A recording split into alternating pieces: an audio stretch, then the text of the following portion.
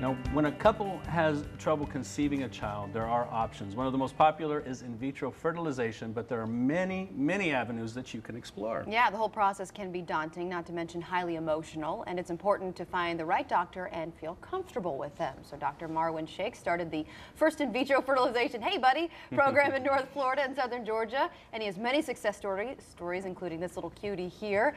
This is Matthew and his mother, Michelle. Thank you so much for being here as well to share your story, and we'll get into that right away. Yes. But first, I want to talk with you, Dr. Sheikh, because you started one of the first programs here in Jacksonville, Northeast Florida, Southern Georgia, and talk a little bit about, you know, kind of what you guys do, what you're all about. Well, we started our fertility program in 1985, and actually we were the first program here. The second program to start came in the early 90s. And the main things we offer are in vitro fertilization and surgical treatment for infertility. As time passes, we're going more and more towards in vitro fertilization as a treatment for infertility and less towards surgery. What are some of the different types of infertility treatment programs that you have? Well, if you think that 40% of infertility is due to male and female infertility, we treat the couple with in vitro fertilization with things like ICSI, intracytoplasmic sperm injection, which is a treatment for male infertility. And there are many variations, which are all based on putting the sperm and the egg together, basically. Well, Michelle, let's share your story, because you sought out Dr. Sheikh because you were having a difficult time conceiving? Yes. My best friend had turned me on to Dr. Sheikh because she had been to him. And I was just really frustrated, and I had spoke with my husband at length, and we got married in 2005, and he was fighting me on it the whole time. You know, come on, can't we just have it fun trying? And I said, no, my clock is ticking. I need to have a baby now. So I went in to see Dr. Sheikh, and he sat down with me, the most amazing bedside manner you could possibly get out of a doctor. Sat with me, explained to me all the different options that we had, and I said, well, what's going to get me a baby is quick. And he said, let's go in vitro. And so that's what we did. We did one cycle. Obviously, that did not work because Matthew wasn't there. And then we did a second cycle, and I was pregnant by December and had him in August of 2006. So from the time you went in to the time you got pregnant or conceived, how long was that? It was so quick. I think the first cycle ended, and then we immediately waited. What was the time that we had to wait? Maybe it took 2 weeks.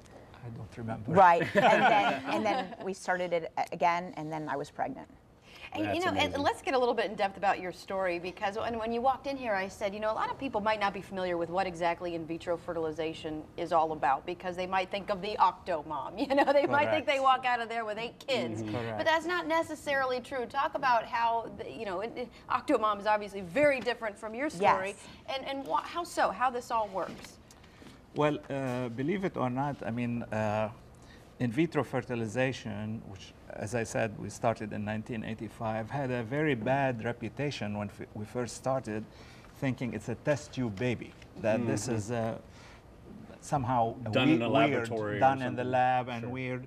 And then over the years, we got around that. And then because of the octomom, there was a bad reputation about multiple pregnancies. Our society, which is the American Society for Assisted Reproduction, has guidelines now.